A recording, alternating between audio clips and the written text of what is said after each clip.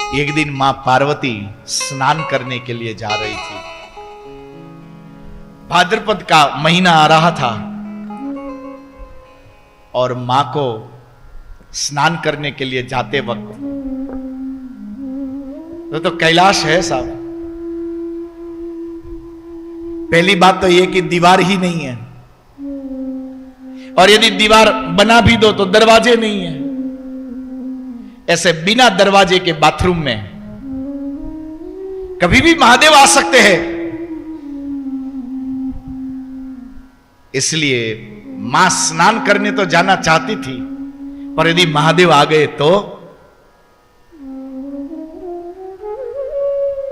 मां पार्वती ने शरीर से अपना मैल ऐसे छुड़वा रही थी।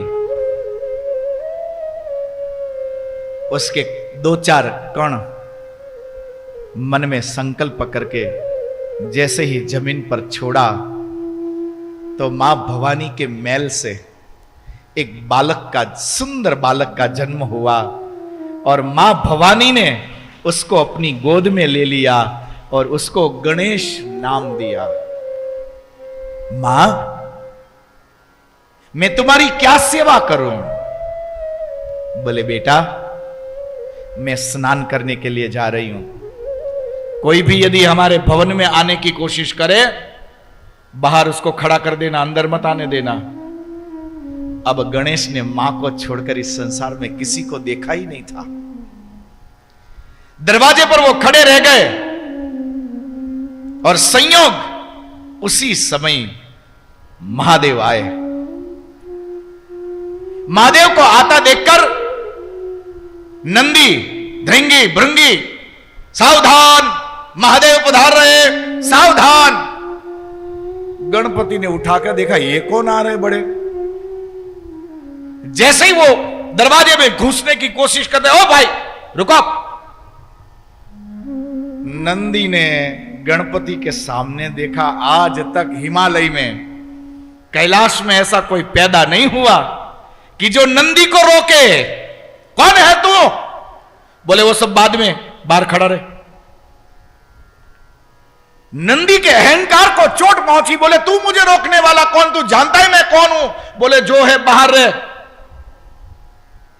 और ज्यादा मेरे बीच में मत आ, नहीं तो दो में से एक ही रहेंगे, और मेरे रहने की संभावना ज्यादा है, क्योंकि तू मुझे नहीं जानता है कि मैं कौन हूं।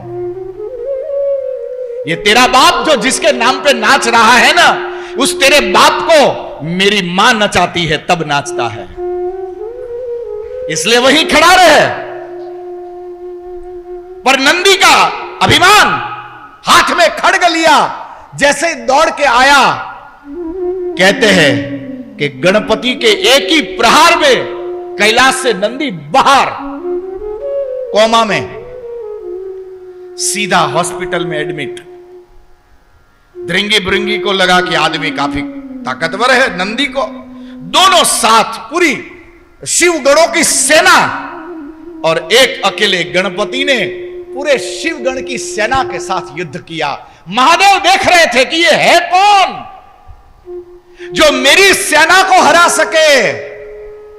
पर कहते हैं कि देखते ही देखते गणपति ने महादेव की पूरी सेना को हरा दिया, और क्रोध में आकर, दरवाजे पर खड़ा था, क्रोध में आकर गणपति जी ने ललकारा कि अब है कोई जिसकी भुजाओं में शक्ति हो, जो मुझसे लड़ सके, आ जाओ मैदान में। कहते हैं कि अब शंकर से न रहा गया। बोले हद हो गई, एक आदमी मेरे ही घर में घुस गया, मेरे गणों को हराया और मुझे ललकार रहा है। पिनाक उठाया और भगवान शंकर ने अपने खड्ग से गणपति का शिरच्छेद कर दिया।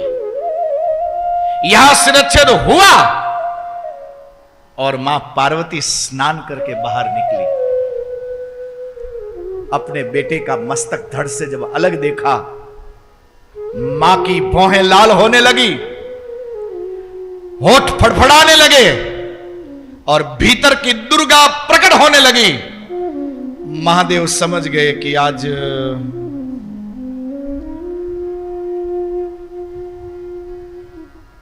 देवी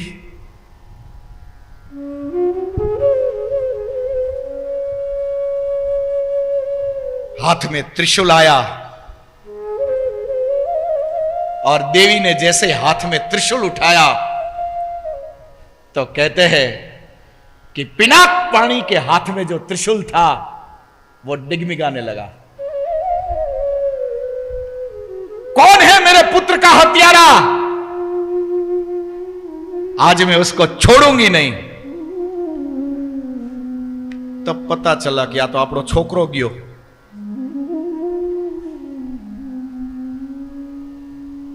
भगवान शंकर ने बात को सुधारी। देवी हमें पता नहीं था। बोले मुझे मेरा बेटा चाहिए। तुरंत भगवान श्री गणेश को पुनर्जीवित किया। वो जो तिथि थी भाद्रपद शुक्ल चतुर्थी थी। मां पार्वती को गले लग गया वो। मां पार्वती ने अपनी गोद में उठा लिया और शंकर जी को दिखाते हुए कहा कि बेटा ये तेरे पिताजी। गणपति जी और शंकर भगवान दोनों एक दूसरे को देख के मुस्कुराने लगे। बोले हमें मालूम ही नहीं था। पर कहते हैं कि महादेव ने गणेश को गले लगा लिया।